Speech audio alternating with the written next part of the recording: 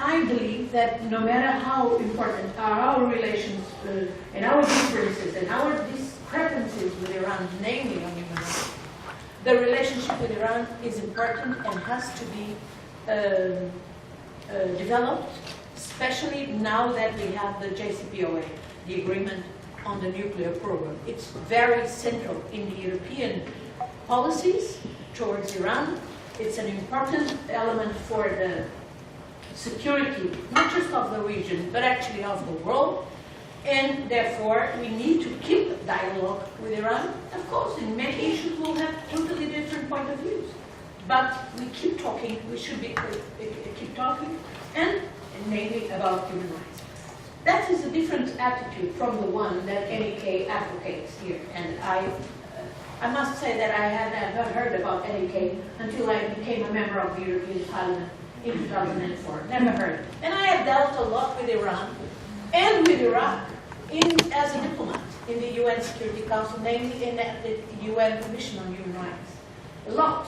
So it's weird that I had heard about MEK. And I only heard once I came here and was, like many other members, immediately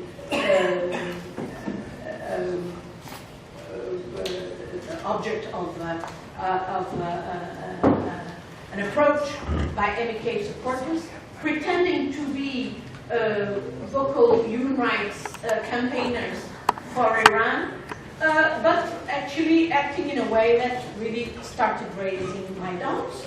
And that those doubts were confirmed when I actually was the author of a report about human rights and about EU relations with Iraq.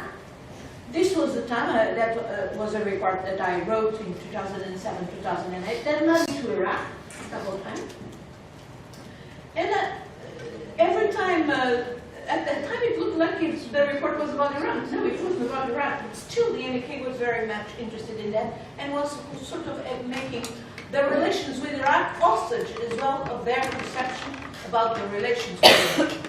And there were, when I prepared the first draft, there were lots of amendments coming from several colleagues who reflected those views.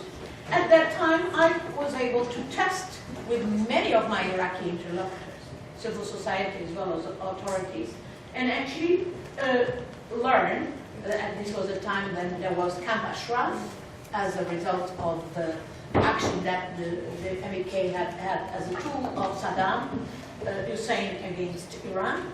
And I learned how that had nothing to do with the relations with Iraq, was a real problem in the relations between Iraq and Iran. And what's so interesting is that even the Americans were very much against these comments. And I remember that at that time I received the visit of an Assistant Secretary of State of George W. Bush, who came all the way here to Brussels to tell me, among other things, regarding that report, which was, of course, very important for them. They were watching that, indeed, these amendments that had been put forward by several colleagues, which were about MEK, were totally inappropriate, and that MEK was a dangerous organization. That was what was told to me by this man, Lawrence something, we can find his name, but I do remember that.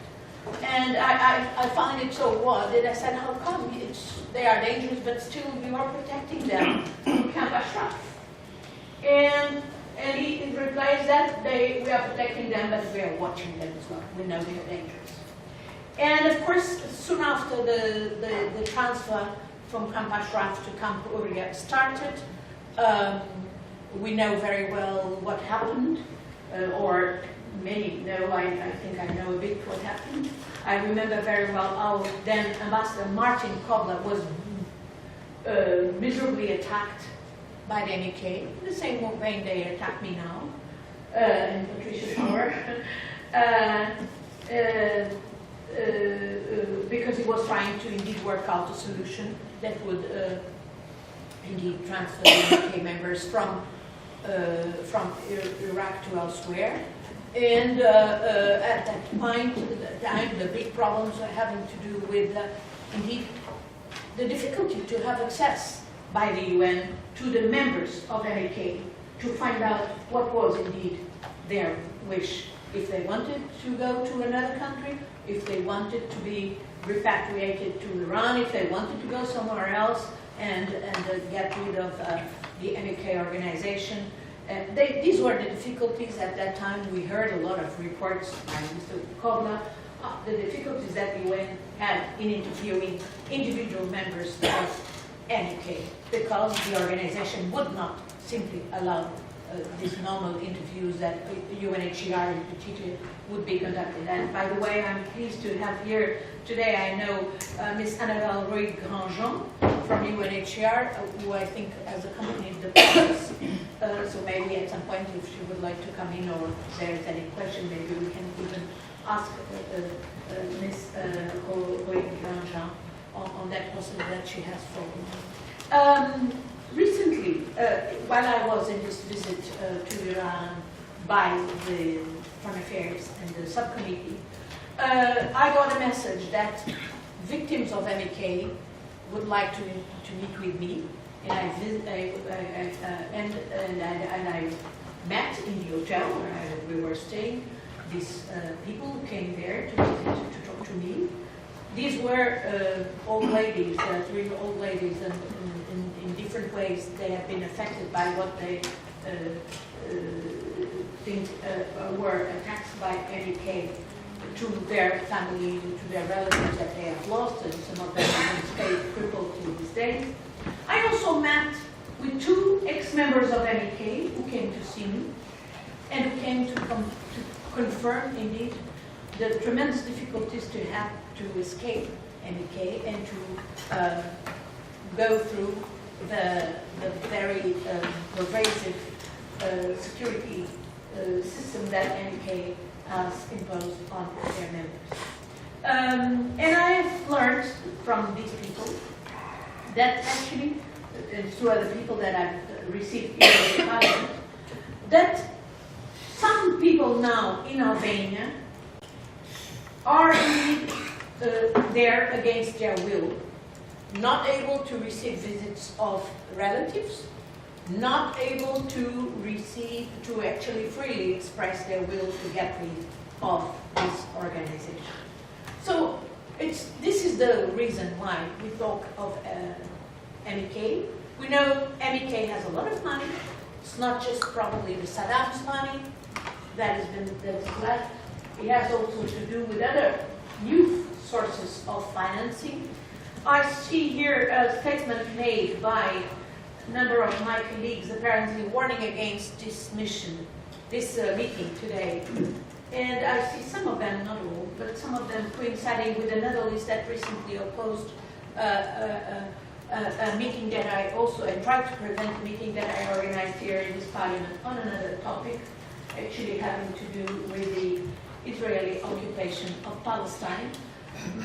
It might be a coincidence, it might not be, I don't care. Anyhow, I'm pleased that we are having this meeting here, in particular because this is a Parliament where MEK members seem to have full access. I see many of those people that I identify with MEK often here in the Parliament, in particular in Strasbourg when we have plenary, or when we have mini plenary here in Brussels. So it means that somebody is providing them with a credential so that they can stay all day and lobby here inside the Parliament. I have been trying to identify who's providing this credential for some time by actually asking the President of the Parliament to identify who is providing those credentials for these people, because of course it's their opportunity to be talking to members and at first citing themselves as Iranian opposers.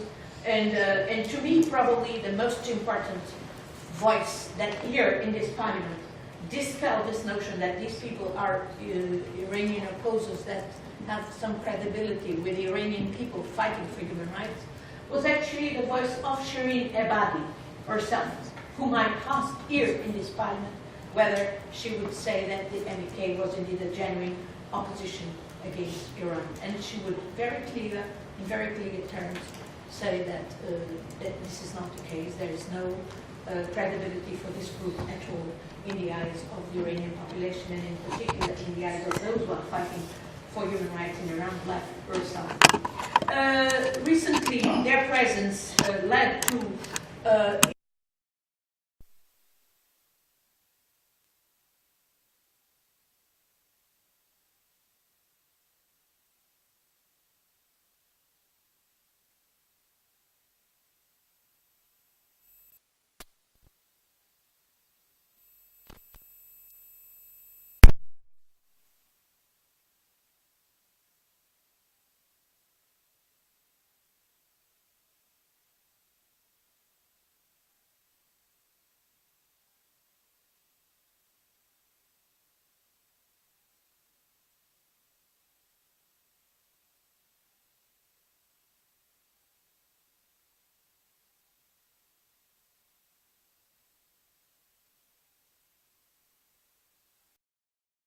Albania is a country that is negotiation accession to the EU.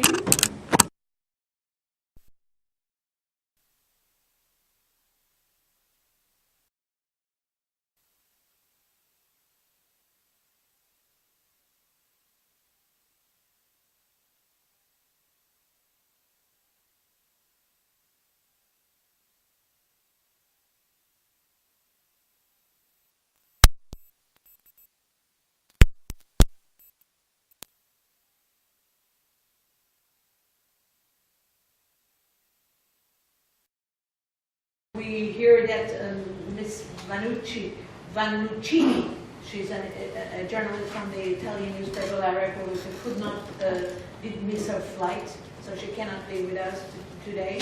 But I'm very pleased to give the floor first to Mr. Nicola Pede. He's from the Rome-based Institute for Global Studies. I know that you've been participating in other meetings here in the Parliament, in other subjects, and also this one, so we're very pleased to listen to you. Please, Mr. Pede. Defense analyst, what we call the intoxication of the political debate. This is exactly the point I would like to go over in my short speech. What we've seen in Italy, especially during the Berlusconi government, when, as you remember, there was an open access to the MKO members and Maria Brajovi in the Parliament, with invitations in the Parliament and by other governmental bodies. The number of MPs which have signed these declarations or letter of support for the organization increased dramatically. We had almost 70% of the MP members, which in a way or the others, has signed the document or supported directly or indirectly the group. And talking to most of these members, what we realize is that the vast majority of these MPs not even remember that they've met these guys or that they've supported them in some events. Some of them remember that they've signed something, but they didn't remember what they've signed and which was the organization they were supporting. And only a few of them, and I can tell less than 5 among those we have interviewed, remembered and were deliberately supporting the group and adhere to what was written on this piece of papers. So the problem is that, as always happened also with the previous parliaments, we have the same phenomenon. So basically the diffused ignorance on Iran issues in the parliament, and especially on the various groups which are rotating around the Iran or against Iran, is providing a very fertile terrain for those who are approaching the MPs and for those who are trying to use this initial support in order to extend the network inside the governmental institutions.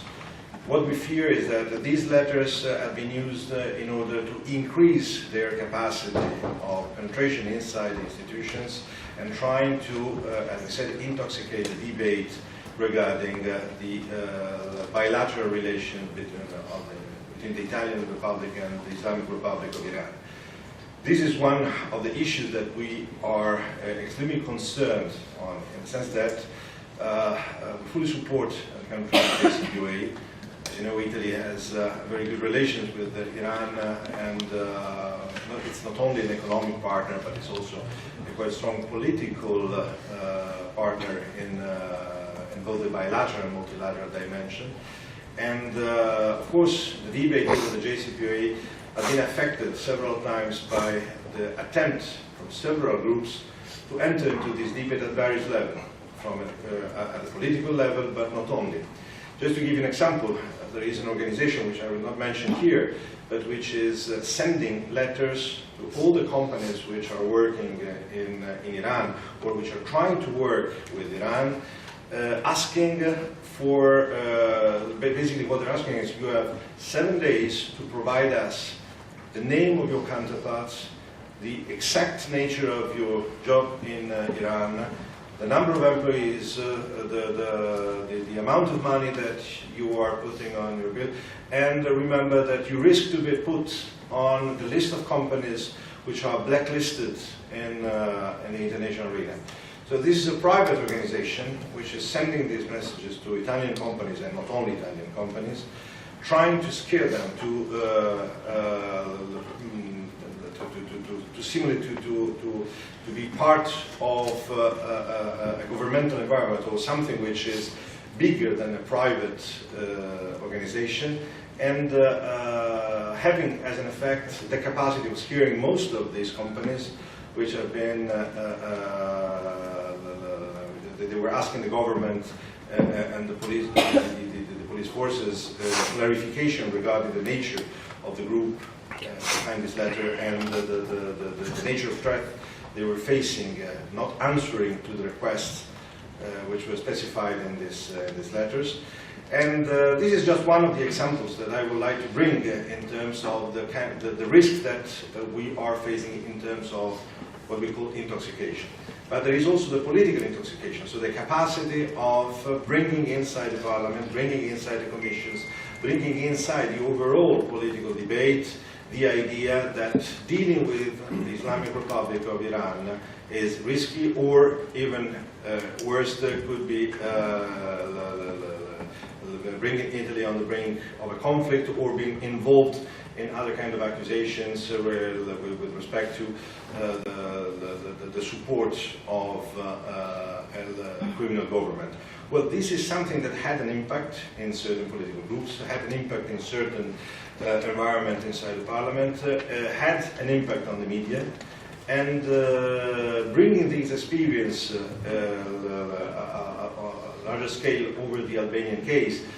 What I've seen in Albania since the beginning of their presence there is that they are trying to replicate the model exactly as it was in Italy. They're approaching MPs, they're approaching journalists, they're approaching opinion makers, they're approaching all those who have the capacity of playing a role or influencing the political and social debate in the country.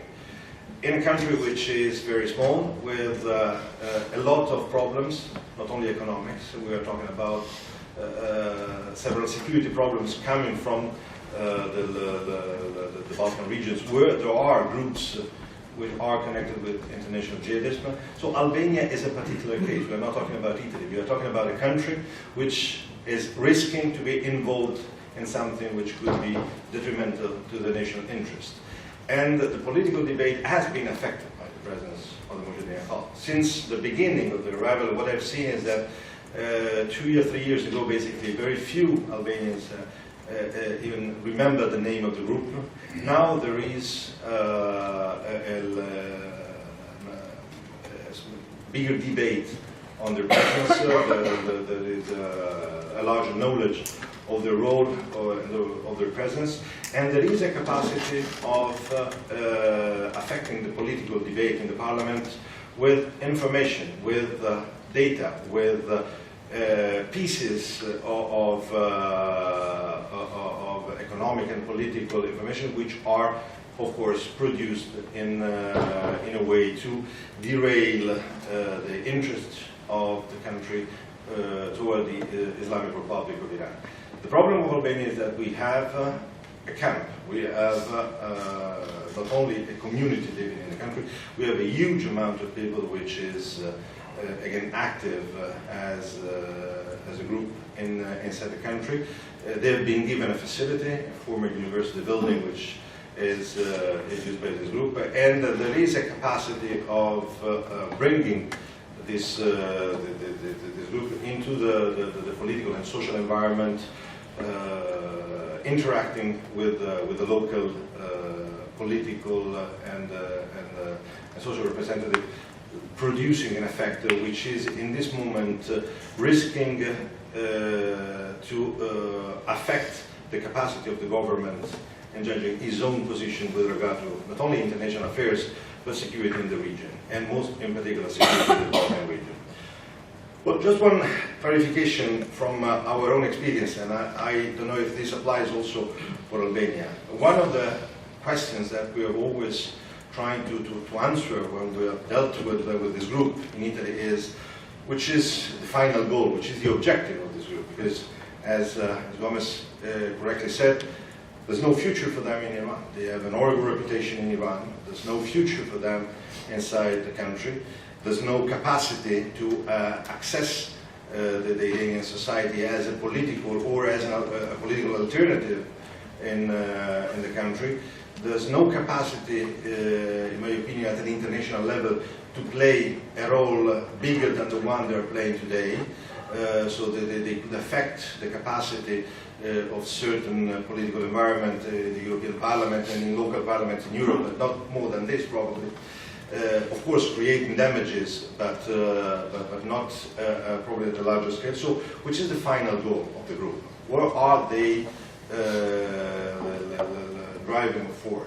And the idea that we have that the final goal is the status quo, is keeping things as they are, in order to keep power, in order to keep money, in order to keep their relevance, without escalating too much in a certain sense, without entering into a debate which could harm the multilateral and bilateral debates over Iran. So this is probably where they are willing to protect themselves in the space, in a context where they can keep their capacity, they can keep their own capacity of influence, they can keep their capacity of affecting the political debate, but without moving into other directions, because this would be extremely risky, and this would prove that there's no real future for the group, and there's no space for the group outside of this dimension. And this is risky because having such a large group of people in Albania, having such a large group of people in France, the capacity of influence of the organization, it's unprecedented. It's a case by itself in Europe, in the history of this kind of organization, and with this cultish approach of the MKO, the level of threat posed in terms of capacity of intoxicating the debate, it's, in my opinion, increasing enormously, especially in this moment where, as we all know, the multilateral debate over Iran is entering into a very difficult phase. We are risking a conflict for the first time. I think there is a serious, concrete threat of a conflict with Iran, and the capacity of affecting this political debate, the capacity of affecting our own national interest, our own security in Europe at a larger scale, at the global level, it's in this moment supported by the capacity of intoxication of the debate of the MKO. So that's why I fear that the Albanian experience could be another element of threat which is affecting the overall European capacity of dealing with the group and with this organization. Thank you.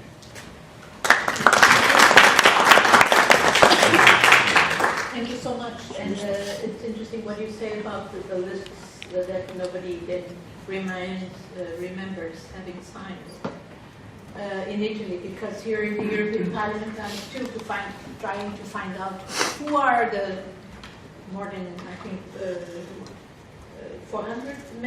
200 members that have been claimed by MEK as between the members of the European, among the members of the European Parliament who have signed a declaration. I'm trying to find out who are these over 200 members.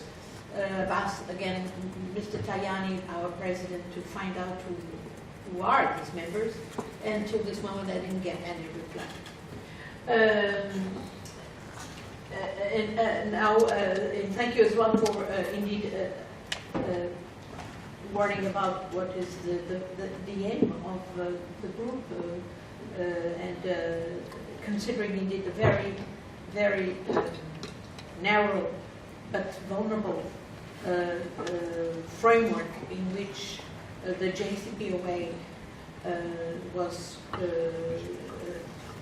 establishing an opportunity for dialogue between Europe and Iran. Really, anything can very easily derail it. And considering, of course, that there is as well the other powers or other elements in the region that have a particular antagonism towards Iran, and we saw, for instance, in this visit that Foreign Affairs Committee, which I integrated, included Saudi Arabia and included Kuwait.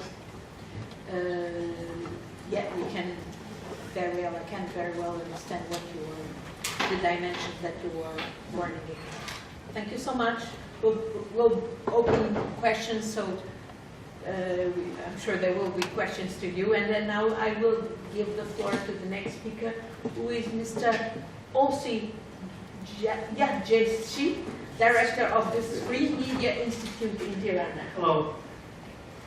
I have to come here because I want to show some slides with the PowerPoint. So, let's do it. All right.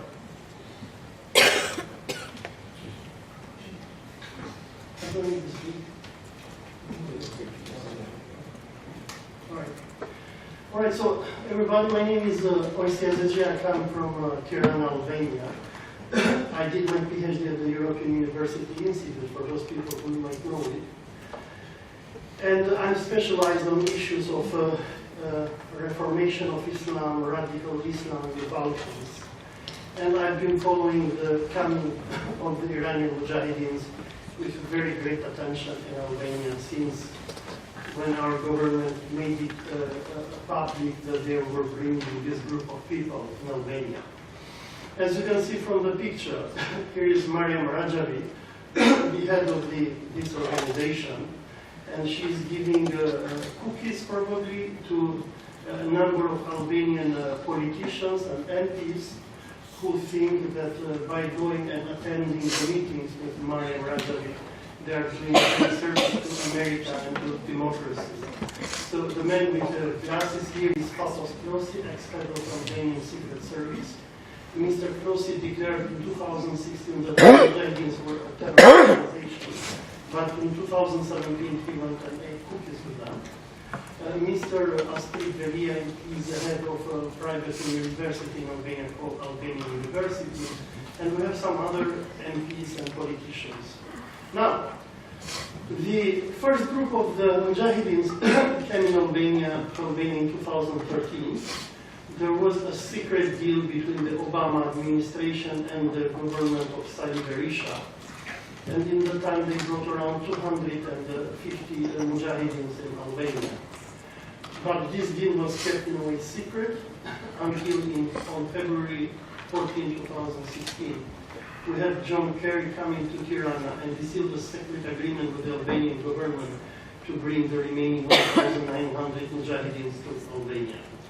This operation, which was managed by the UNHCR, in our media was reported to have brought in Albania around 3,000 Mujahideens.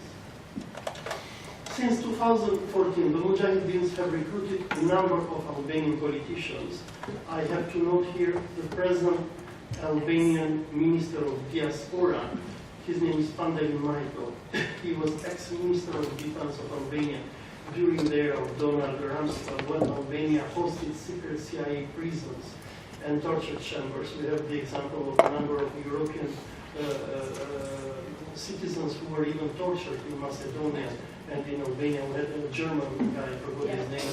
Al-Masri. Yeah, Al-Masri. And Mr. Majko has never apologized for it. And when the Obama administration, in a way, wanted to backtrack from the record of Rumsfeld and Bush, Mr. Majko said, no, we will not apologize because we were at war and we did the right thing at the time. And Mr. Majko, who is in the government of our Prime Minister Edi Rama, openly supports the Mujahideens. And in their meetings, he says, I dream that one day we will march together and we will liberate Tehran and we will eat ice creams in Tehran. People even joke with Majko sometimes. Now, after coming to Albania, the Mujahideens, very strangely, have started to recruit many Albanian politicians, musicians, students, civil society activists, even leftists, communists, and they call and they pay their trips, they pay their hotels and tell them, okay, let's go together to Brussels, to Rome, to Paris, and let's protest against the dictatorship of Iran, because Iran is killing people and we are the good Democrats who are going to save the world. Now, after coming to Albania, the Mujahideen, they allocated their people in mainly 3 areas of Tirana. They had 2 major camps. One was at University Vitrina, which was listed by an Albanian criminal. They are known as the Mark brothers. They had made killings and prostitution here in Brussels a few years ago, and I think they are now serving their jail time for their crimes in Brussels here. And they rented their premises to the Mujahideens, and then they had even 2 other locations. However, what happened after the mass coming of the Mujahideens in Albania in 2016, suddenly many of their members started to disappear. Together with my wife, who is a lawyer, we have had the chance to meet many of them. And many of them are people who simply do not believe in jihad anymore. They simply want to abandon the jihad. They want to de-radicalize themselves. According to the latest Albanian police reports, out of 3,000 MEK members that were at first announced to be in Albania in 2016, today we have around 2,745 of them. So we do not know what happened with 255 of them. We know that many of them have left for the European Union, have taken asylum under new names, and some might be even here in Brussels. Now, Albanian police reports indicate that 11 members, at least this is what the Mujahideen declare, have died. 80 have left the country with regular papers. 65 were illegally removed from the country. And we have 124 people who have defected their organization and live a free life in Albania. The people who are still loyal to the organization of Rajani, at least people who pay their lip service to her because she provides them with money without having to die, are 2,621 people. Worried by the great number of deserters, MEK has taken many of their members out of Tirana, and they have located them in a new camp called the Manus camp in Durrës, which is around 32 square hectares, and many people who have tried to approach the camp, they are not allowed by the Albanian Secret Service, but some people who make the construction, etc., they say they have built even helipads, which means they are going to have helicopters there. Now, with the coming of the Mujahideens, we had a number of problems that we faced in Albania. First of all, our public was very angry when they came to Albania because our people, they do not want jihadists. I mean, they're afraid of Islamic terrorism. And when they came, there was a media outburst. Many people were attacking the government. They were accusing the Rama government, was telling to him, you wanted first to bring the chemical weapons of Assad, now you're bringing the Mujahideens. But parallel with the Mujahideens, we had another problem in Europe, in southeastern Europe, as you all may know, and that was the radicalization of Sunni Muslims who joined the jihad in Syria. The American and European partners of Albania have demanded from our government to set up de-radicalization programs and punish people who call for violent jihad against foreign countries. From 2012 to 2014, some 100 Albanians have joined the jihad in Syria. In coordination with the American government, the Albanian parliament changed in April 2014 its penal code and created the necessary framework for the incarceration of people who want to join violent jihads in foreign countries.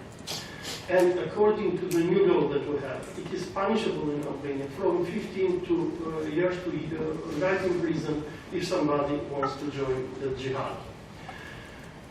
In its fight against jihadism, our government even arrested 9 Albanian sympathizers of the Syrian jihad in 2014 and convicted them with jail time of around 126 years. But what is the irony now? While the Albanian government goes after Albanians who want to join the jihad in Syria, And sometimes some of the people who have been jailed, they didn't even go. We have some cases in the court of them who they didn't even make any declaration praising Abu Bakr al-Baghdadi or the jihad. Our government doesn't implement the law when it comes to the Iranian jihadists. The Iranian jihadists that we have in Albania, they are exactly like the Wahhabi or the Salafi jihadists who wanted to make a regime change in Syria. What we see in Albania every 3 months, let us say, we have American senators who come to Albania, or sometimes the Iranian jihadists, they make big gatherings with some of our politicians, and they call for regime change and jihad against Iran. And the big question that our civil society and many journalists make in Albania is, and we ask our government, why do not you implement the law against these people who go against the penal code of Albania? Another big problem that we have with the Iranian Mojahideens is that while Albania nowadays has war refugees from Syria, Afghanistan, Iraq, Palestine, and when these people come to Albania, they want to integrate into society. These people do not want to integrate in the society. In 2016, I took part in a TV debate in Top Channel, which is the biggest channel in Albania, and debated with the ex-Minister of Foreign Affairs of Albania, Madam Haji. And I told her, why you're bringing this jihad organization to Albania? Her argument was that the deal of the Albanian government with the Americans was that we're going to help these poor war refugees save themselves from Iran, Iraq, etc. I told her, Madam, you're not going to do this thing. These people are going to come to Albania, they will not integrate. We are not bringing them here for humanitarian purposes. These people are going to commit terrorist acts in the future. And the time proved that I was right. These people, they are not integrating in our society. They live in a paramilitary camps. Their leader, Mariam Rajavi, every day breaks the penal code of Albania and calls for making jihad against a foreign country, but our government does not go after her. The double standards of the Albanian government towards its local radicalized Sunni Muslims who want to join the jihad in Syria and the Iranian Mujahideens who want to make jihad in Iran has led many Sunni Albanian imams and commentators in Albania to question, why does the Albanian government allow the Iranians to do jihad but not us to do jihad in Syria? Another big problem that we're facing in Albania is that the Iranian Mujahideens, they are blackmailing our media. In November 2017, we had Ms. Ankodabane, who she now has been, our media, they're horrified by her because the Mujahideens attack her more than they attack Ayatollah Khamenei. And they claim that she's an Iranian agent, etc. And when Ms. Khodabande has come 2 times in Albania, but Mujahideens claim that she has come 3 times, she came in November and she went to our local media stations and there are some interviews about who these people are. And she even wanted to have a debate with them. These people never debate. They do not believe in an open and free society. But what they did, Ms. Khodabande, she went to Orange News and she went also to Tema TV. On the next day, when they learned that she was there, they went to their office, they knocked in their door, they told them, we are the Mujahideens, we are the CIA, you delete her video, you do not air her interview, or otherwise you will be in a big mess. When I saw that, it was crazy. In Albania, we can say anything. We can insult Trump, we can insult our prime minister, but the Mujahideens were so strong as they are even above the law. In February 2018, when we had 3 Mojahedin defectors who they are complaining, they are going to police stations in Albania because MEK members are threatening them with death. And we have a report by our police who are saying we have to protect these people because they might be killed. So they went to Top Channel TV.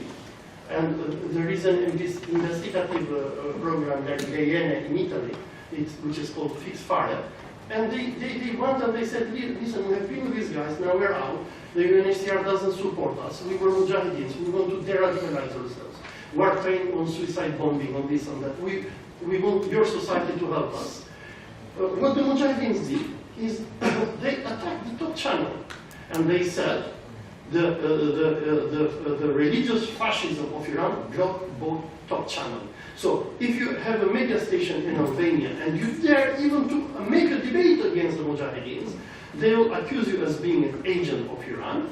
They will accuse you as being bought by Iran. They will, and these people never debate. Because this is what even, I hope Madam Rajab is going to see us. We ask her, come and debate with us. These people, they do not even accept to debate. There is even another dimension of their presence in Albania. They are blackmailing our intellectuals. As you can see in this picture, in March 2003, we had the ex-president of Albania, Mr. Rajab Mejdani. He went to Tehran for a conference on Naim Farashi, who is the national poet of Albania. The Mojahideens, when they saw this picture, they said, they made a press release, they said Tehran is recruiting Albanian intellectuals and scholars. It is crazy. People, intellectuals, are even afraid to go and participate in conferences in any country that the Mujahideens do not want.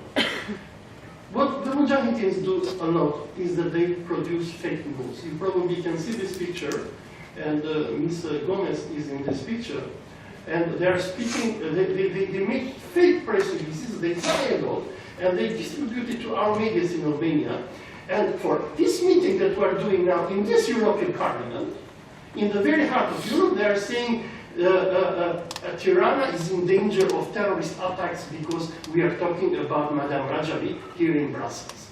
Can you imagine? My God. They are bringing even a lot of religious tolerance in Albania. As many of you might know, Albania is a country of religious tolerance.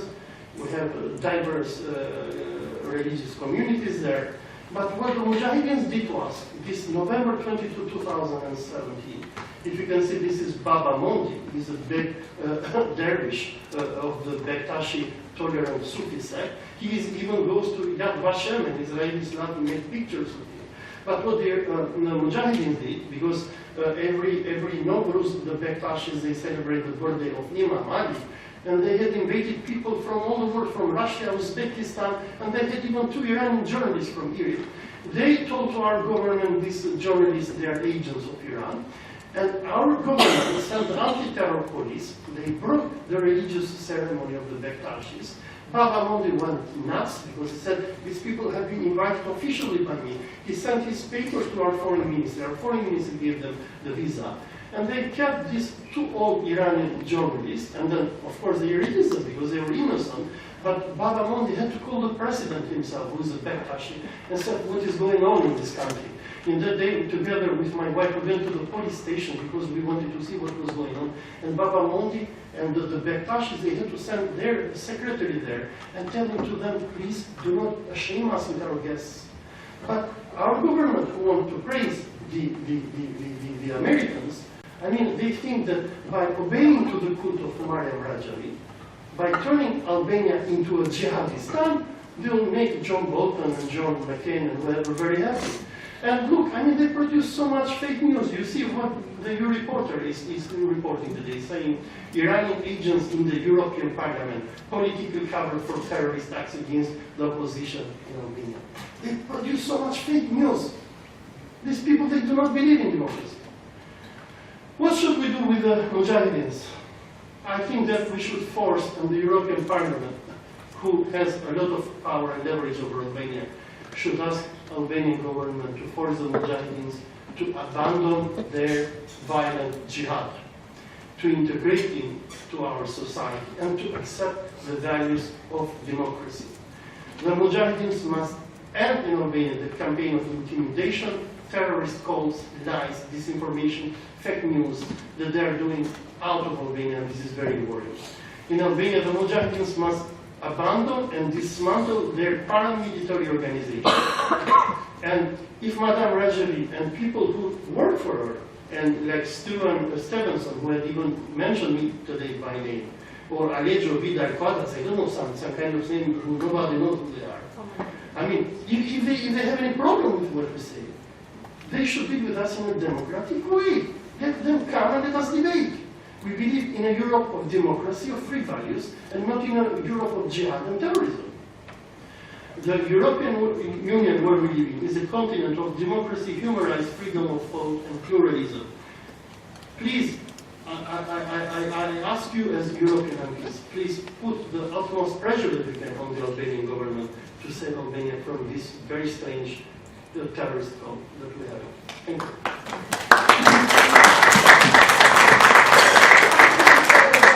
Very interesting, and I would really appreciate if you can convey to me the notes on which you spoke, because I will make sure that our colleagues dealing with Albania in the report on Albania, our rapporteur, the colleagues in here, get to know this, and of course we get to ask questions about what is happening. Now I will give the floor to Ms. Vigana Bala. I understand you're a lawyer from BNB Studio Legale in Tirana, so and you have direct knowledge of the legal problems the Mujahedines are facing in Albania, so please, you have the floor. Thank you so much. Thank you for the invitation. My name is Vigana Bala. I'm a practicing lawyer based in Tirana, as you mentioned. After the coming of the Mojahedine in Albania, I have been in contact with them because there are some of them who want to leave the group and they want to be free people and to live as civilians in Albania. But they don't find any way how they can deal with the life in Albania. So they asked me to find a way for them, a legal way for them, how they can work in Albania, how they can live in Albania. It was a new case for me. Usually I deal with immigration of foreigners coming in Albania, but for business purposes, not refugees and not humanitarian purposes. I find out that we have a lack of legal laws, a lack of laws in Albania for this group, and they have a special treatment for this group. So what can I do? And what I did, I tried to contact UNHCR as an organization who has the right and the duty to protect these people.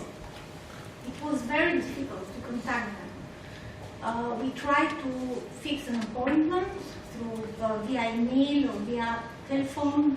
They didn't respond to us. So we even contacted their office in Geneva. And we are saying to them that we cannot make an appointment to ask this organization what they are doing for these people who are leaving the organization and they don't have any economic or legal status in Albania. Then we find a way through some people we know to fix an appointment with the director of the refugees there in Albania. Okay, with us was one of the persons who see their documents.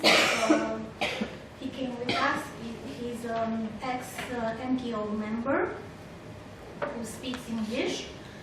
And we showed the problem, everything they have in Albania, how they deal with the life, the problems they have there. And this director said that we cannot do anything for them. All what we can do for them is to offer them some food, simple food, and a shelter only for 6 months. So if you are an MKO member and want to leave the group, you can go to UNHCR and ask them for food only for 6 months. And I'm saying, what will happen after 6 months? Where these people can go? And he has no answer. He's saying that they have to find a way alone. And they are saying that the Albanian government doesn't have any clear status for them. They are preparing what to do, and the agreement between USA, Albanian government, and MKO is being secret. Nobody knows. What is this agreement? What are their rights? What they can do in Albania? What they cannot do in Albania? So, even UNHCR, they keep their role like indifferent in this problem. They don't want to deal with this problem, and they leave these people in mercy of faith. So how they are living? Their families are helping them. Who is lucky, has a good family, rich family in Iran, sends him some money to live in Albania. And who is not lucky, there are from them that I met them and interviewed them. Some of them, they slept even in the street sometimes because they don't afford to rent a house and to live in a house in Albania. And the Albanian government doesn't care because they are saying that the organization has the custody of them. They have to provide them food and shelter and houses and everything, financial help and everything. So I'm saying to them, why don't stay in your organization if you have some money from them? Some of them, they're saying they take like 600 euros from the organization. Some they say 400. It's not clear because I'm asking them, how you get this money? Do you have a bank account? They're saying, no, we just sign in some lists. So how this money is coming in Albania? Who is controlling that? That is difficult now, to bring money in Albania and not to be in control. Where does this money go? They are saying to us about the difficult life and how the human rights are not being respected at all from this organization. This organization can send them out if they try a little bit to contact with an Albanian citizen, to ask him for help, to contact their family in Iran or somewhere in Europe where they are. They have spies everywhere, and they can spy the members if they try to contact their families or relatives everywhere in the world via internet. So if you contact them, you are out of the group, without money and without anything. Another thing they told me is that they make a big propaganda that everyone who is protecting the ex-Mujahideen, talking in the media, or me as a lawyer, or my husband, everyone, they are accusing us Iranian agents. Everyone is being accused like that. And we have seen, as Alexei mentioned, that even our deputies or important people in Albania are being accused without any fact. And nobody is saying anything about that. This is fake, or how you dare to accuse Albanian people in my country. You are here, you are not Albanian, and you are coming in my country and accusing me as being Iranian agent. I don't care what happens in Iran, I care what happens in my country. And from these people I learned that my country is not controlling if this organization is doing illegal activity in Albania. Because calling for war against another country, a third country, is against the law. And doing political activity against another country in a third country is also against the law, it's allowed. And also coming American representatives, as Giuliani last month came in Albania, and he openly declares war toward Iran and told this group, please let me listen, please say it loudly, free Iran, let's go and free Iran. He is making these calls among the Mujahideens, and they are doing these calls in my country. So, why they are doing this in my country? In a country who wants to be a EU member. This is the point. So, I cannot find as a lawyer that my country is respecting the conventions and the refugee convention, especially for these people, because they have to be free to travel, they have to be free to move, they have to be free to have a family, to get married. They are not allowed to have a family and to get married. This is forbidden in this group. And so, how this group can provide democracy for other people if they don't have democracy inside their group. So even my government, how this country can provide to them a civil life and normal life if they don't have a work permit, if they don't have a travel document, they don't have any passport. They came to Albania by lists.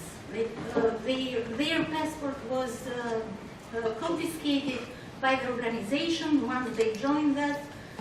So they cannot go anywhere in the world without documents. They cannot work in Albania. They cannot even open their own business in Albania because our government with legal status that gave to them these ordinary papers, they cannot do anything. So they are being forced to stay in the group, not to leave the group, against their will. This is against their will. So if we analyze this fact, we can see that this is like a prison, big prison. And this prison is happening in front of our eyes. We can see the big camp that they are building in our country. And they are not allowed to get out. They have a timetable. They have to be at 6 o'clock in that camp and not get out. They have to go only in specified places. They cannot go in shops or everywhere they want. They have always to be with a friend that is different. It's not a friend, it's just a spy maybe, who spies where they are going. So this happens in front of our eyes. We see them training in the streets of Tirana. They are running every day. They are being trained every day. And how can I imagine that this group is not being military group still in my country, and they are not doing military activities still in my country, because this camp is so close. They don't let any media, anyone, to get in the camp and see how they are living, what they are doing. So another thing that I want to mention is that I have been contacted from their relatives who live in Italy, one of them. He came to meet a relative who is a member of MEK. And once he came in Tirana, he was detained by the police. And police is helping. It's helping the organization to keep these people as members and not to let them free. And police, what they do, even the ex-members are being survived from the police. Once a month or once a week, they call them in the police station just to make pressure to them, just not to let them free, to live like other people. And they are like afraid, like scared for everything. Even when they contacted me, they are watching, is anybody watching them? They are so scared to move, to walk in the streets of my city. And for that, the police is making a big role in this history and helping the Rajavi organization to keep these people as prisoners, I can say. Yeah. Sorry, I'm making long. I think it was clear, the situation. I hope that you can do something to change in my country. Thank you.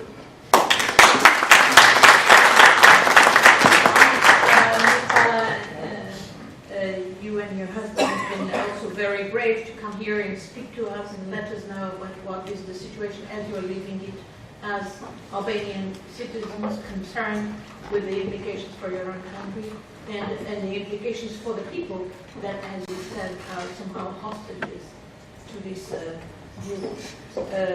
I'm pretty sure that some of the questions you have put, we will definitely, Patricia and I, will put them, namely to our interlocutors in the relations with Albania. Definitely, these are very, very relevant. Namely, we need to know on what terms was this agreement made between the US and Albania, and what is the role that Albanian authorities are playing in not in helping people who need and ask for help, but actually in helping those who are retaining them as hostages.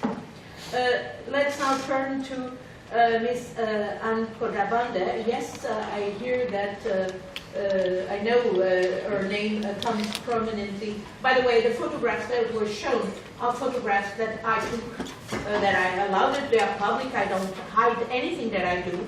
I myself put out photographs of my own meetings in Tehran with the victims of MEK. I put them on Twitter, so nothing is secret. I don't do anything secret. The photographs are true. What is the story that they tell about these photographs, of course, I cannot control. But these photographs are not doctored, so to say. They are real photographs that I allowed it to be taken.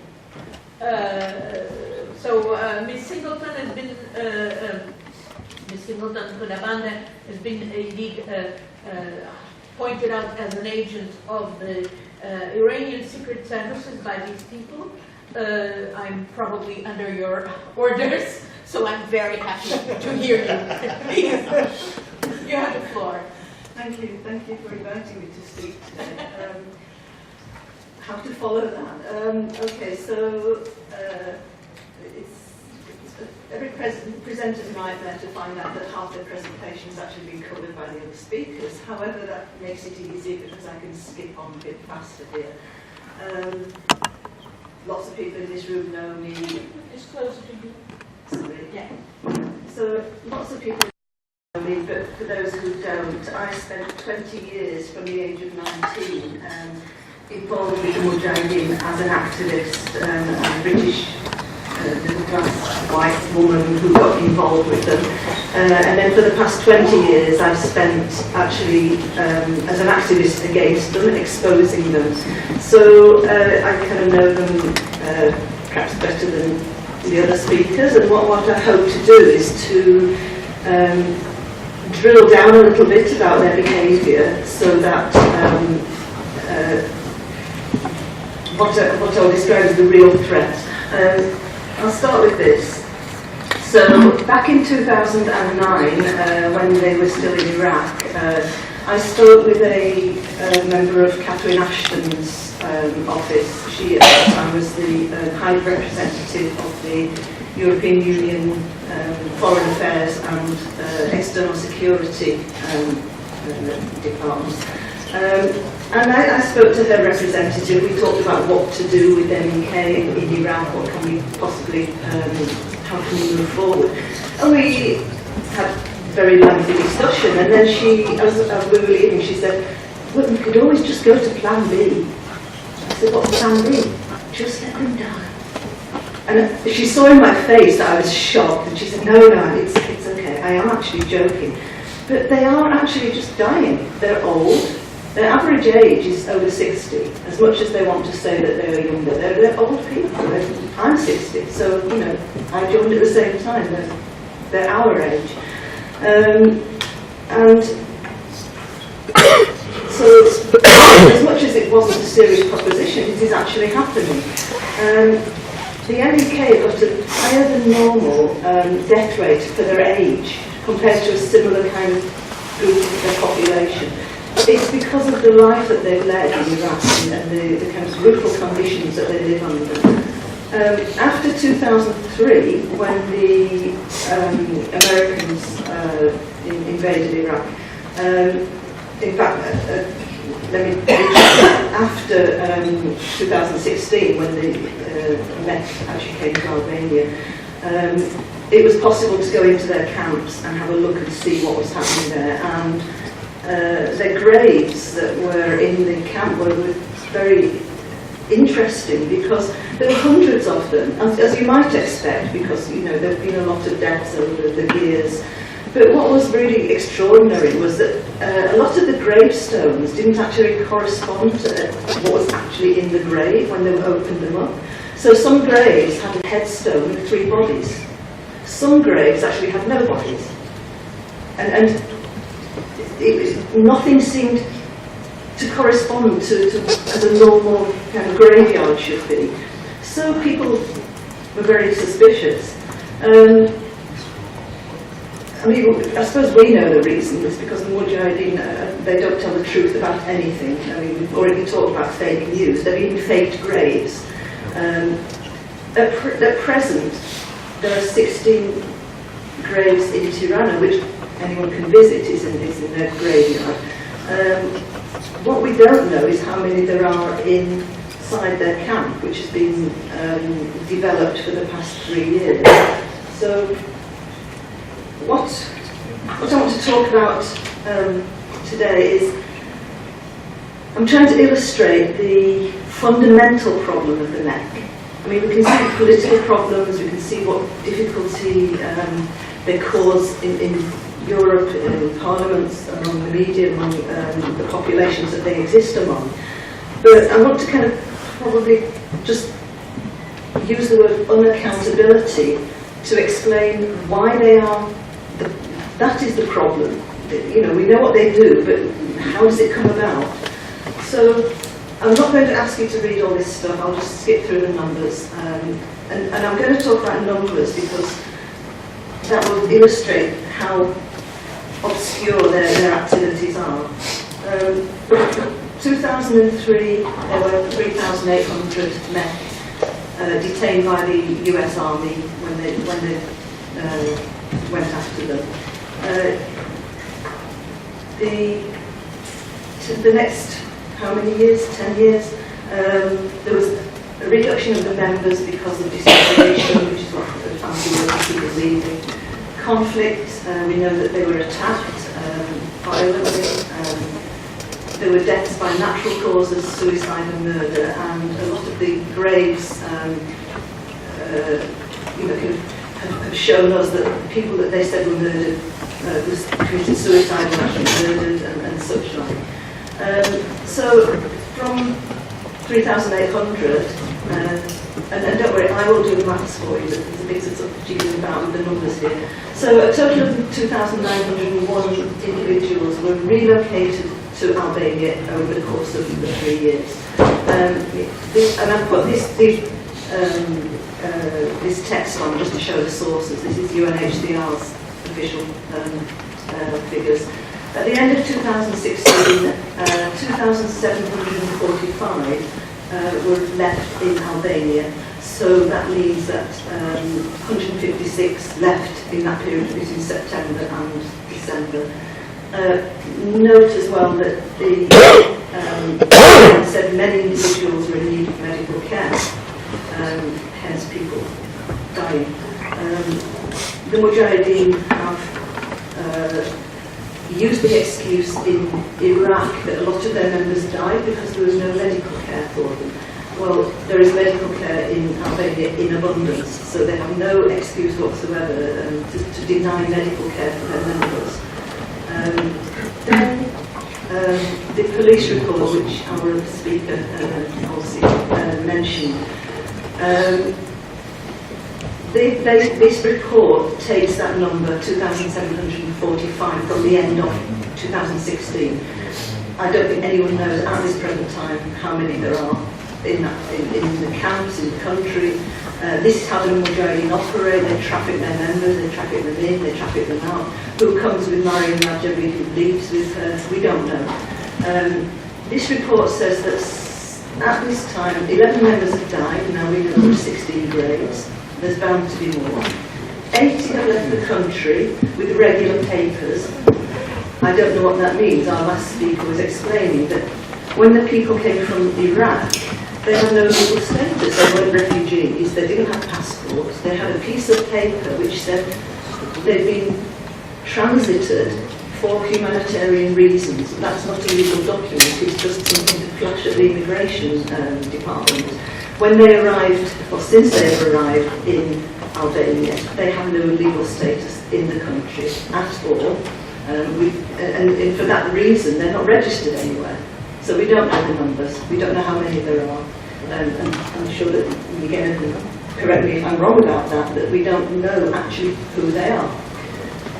65 were illegally removed. I'm not entirely clear what that means. I suppose smuggled out, or either they found their own way or the Mujahedin took them out. So Mujahedin will continue to be full members. 2,621. People who've left, 124. I won't blame the police in Albania for their maths. 2,745 minus 280 is 265, not the 2,621. Anyway, that's just a minor discrepancy, but it does demonstrate that even the police don't know who they are, how many there are. So this is again from the police reporting on this MEK behaviour in Albania. They started to move their members to a camp, which previously I mentioned in Manes Duras, which is a fairly remote place. And from November 2017, they began to transfer all the rank and file to that camp, and it's a closed camp. They call it Ashraf 3 because that's it's their third camp. It's just kind of for their own internal brainwashing purposes, let's say. So, okay, do these numbers matter? They matter if you think it's important to actually keep track of them, who they are, what they're doing. One of their advocates, Senator Robert Torricelli, says that there are over 4,000 MEK in Camp Ashraf 3. Well, that's rather disturbing because you either have 2,400 and something, or you have 4,000.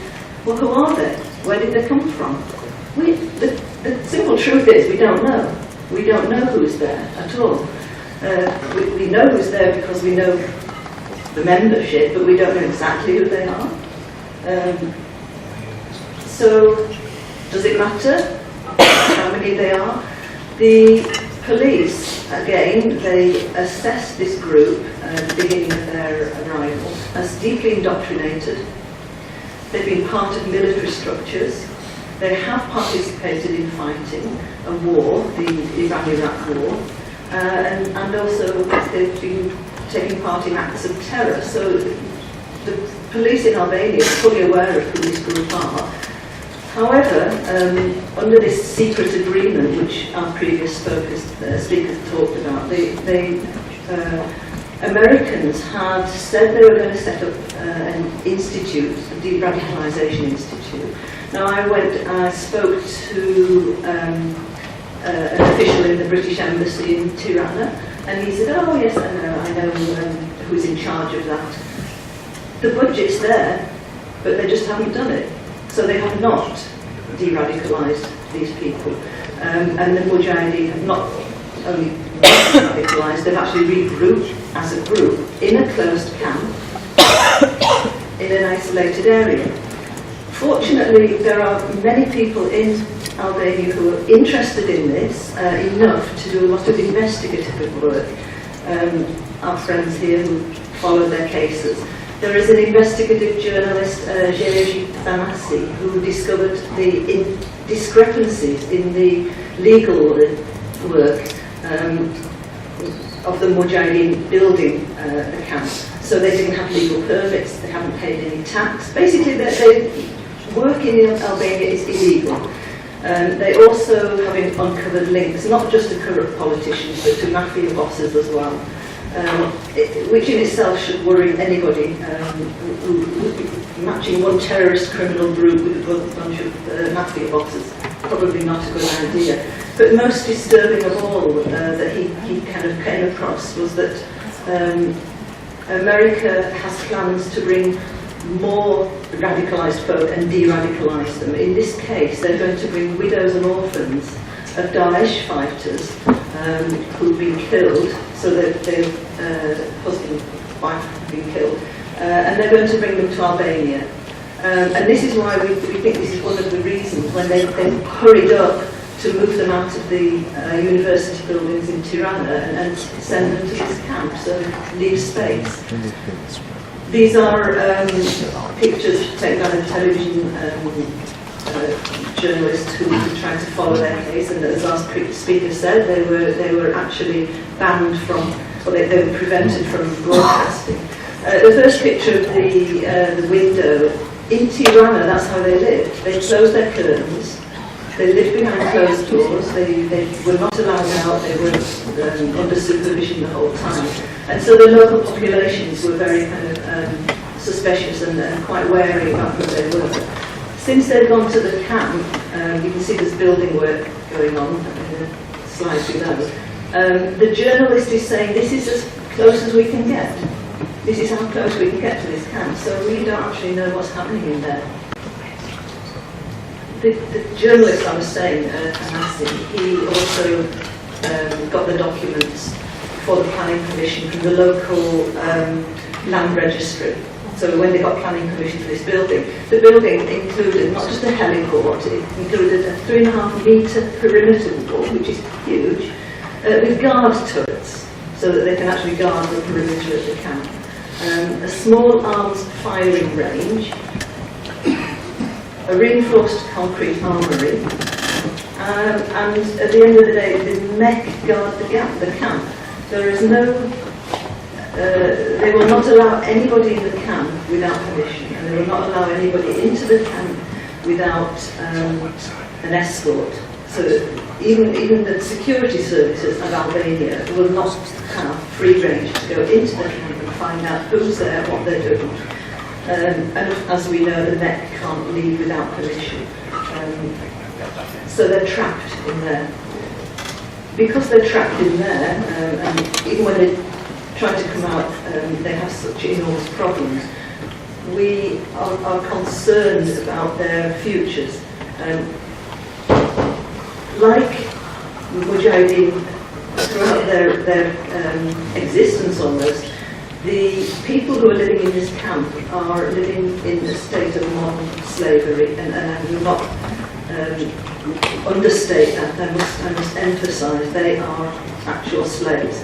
And what that means, in essence, is that the people who come to the European Parliament and they approach MPs and they do the lobbying work are actual slaves.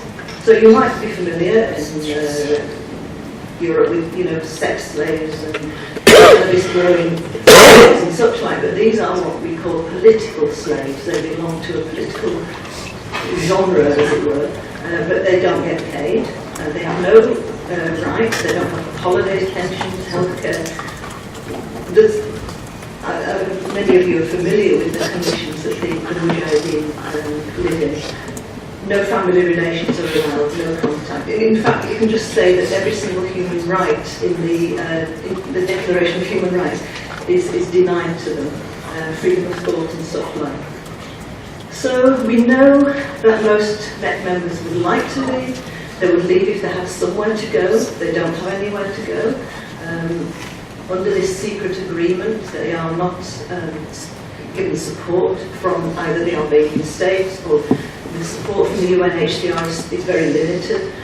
I contacted the International Organization for Migration because I thought, well, somebody has to be responsible for them. Somebody. If it's not the UNHCR, they are people who've been taken, they're third country residents, so they've been taken from a second country, not their own, to a third country. Who's responsible for them? Who is going to actually take responsibility? Now, the MEK leaders keep them there in their camps with imprisonment, just physical imprisonment, coercion, psychological manipulation, and they're keeping just about under 2,500 members in Albania. But why keep them? Why keep them under such conditions? Is it not just better to let them go home to their families and have a normal life? And I would say that the 2,000 members are providing cover for around 50 highly radicalised activists in the Mujahedin who are prepared to die for their cause and kill for their cause. And so we don't know who they are. Those 50 people, who are they? We don't know. They're not fingerprinted, they have no legal documents, we can't actually go after them. And why they're there? regime change. It's their raison d'être, and they believe in violent regime change. So that's what they're there for. And I would just say, well, Maria Rajovi can do as she likes. She can have people killed, she can send people here, there and everywhere. But in the bigger world, in Albania, in Europe, who's actually responsible for the war? Who's actually, whatever they do, who answers for them? That's it. Thank you so much for interesting information and questions. And I will now, since we are running short, we have 15 minutes of the room available. So I'm running short to Mr. Reza Djebeli, who has been bringing to me several relatives of people kept hostage there, and I see some here around this table. You are the last speaker before Patricia offers a closing remark. So I would ask you to agree. Thank you, Mr. All right, I'm trying to make this short. First of all, I would like to thank you, Ms. Gomez, victim of this organization also.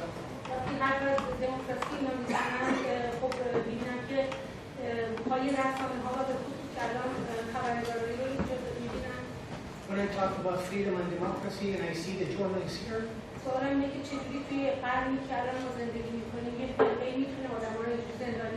my question is, in this century that we live in this century, how these people can live like this?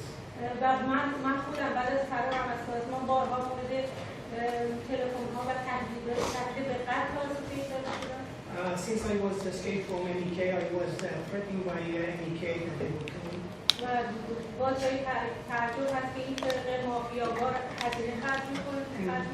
And this organization, the mafia kind of organization, with spending a lot of money, they can do whatever they want.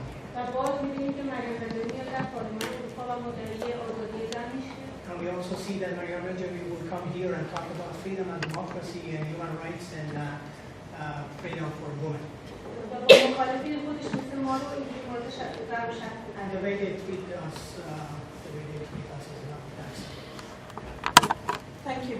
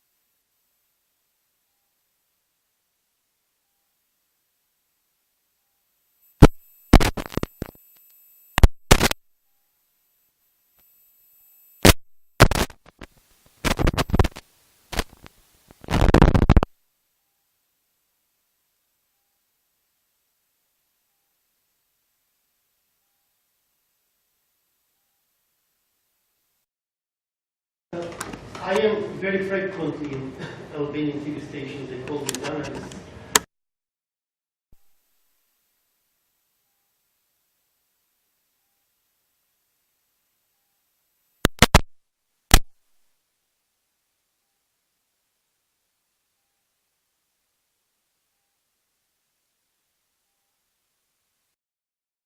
We don't have freedom. And unfortunately, the European Union is not really present in Albania to tell Albania to stand up on its feet and to look after its own interest and our interest as European after all. And the thing is that this is a problem. I mean, we do not have, because our politicians are corrupt. Albania is one of the most corrupt countries in Europe, and they will do anything. Thank you. Thank you. Okay. I just want to thank, first of all, Anna, which is like me, an Iranian agent. We have two Iranian agents in the Parliament. I'm laughing, but it's very sad, very sad story. Thank you for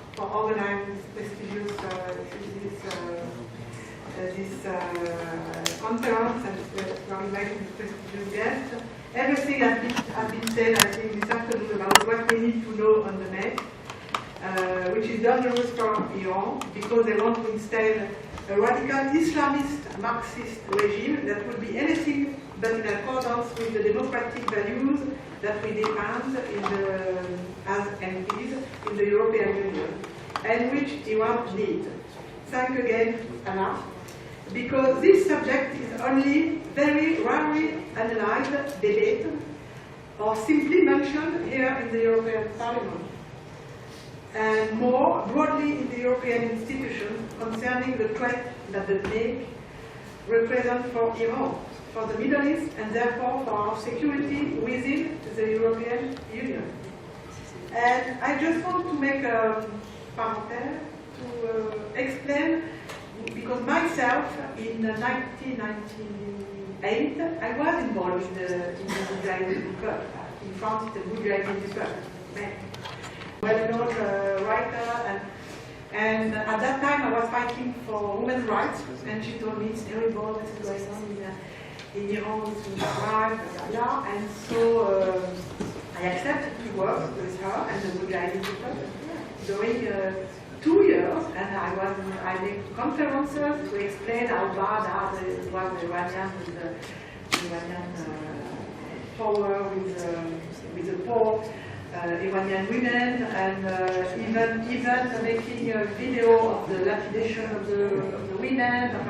I make many conferences around France with this issue, and I was invited in a demonstration,